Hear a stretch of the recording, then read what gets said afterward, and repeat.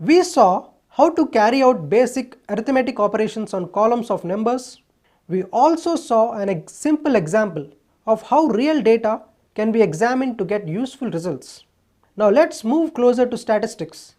We'll check out some operations that will be useful in learning the subject. Consider this frequency table. It has the ranges of marks obtained by students in a class in the first column. In the second column named frequency, we have the number of students in each range. We have to find the mean marks of the class. This is how we do it. Step 1. Find the total students in the class. For this, use an inbuilt function sum. Within the parenthesis, we enter the cells that we want to add up. You may use colon operator to give a range. Here our range is from cell B2 to cell B8. So there are 70 students in the class. Step 2. Find the range means. I'll name the column RM to indicate range means. You can see that each range is of length 10. Range mean is a midpoint of the range. Therefore, range means are 35, 45 and so on. Step 3. We have to find the probability of a student falling within each range. You get this by taking the number of students in a given range as a fraction of total students in the class. I'll name this row as probability.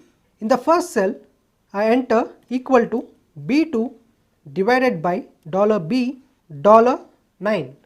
Do not forget to put the dollar sign for the denominator. Now click, hold and drag. You have the probabilities for each range. Step 4. The mean is the sum of the products of range means and their corresponding probabilities. There is an inbuilt function for this in Excel. It is called sum product. Sum product takes arrays as inputs. Our arrays are C2 through C8 and D2 through D8. When you press the return button, you will get the average marks of the class, which is 68.57143 in this case. The key takeaway here is how you use inbuilt functions in Excel. This is what you do to work with functions. Try typing equal to followed by 2 or 3 alphabets of the function you need. Excel prompts you to select the function from a list.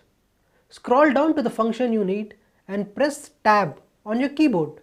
Excel tells you what input it takes and you can select the inputs.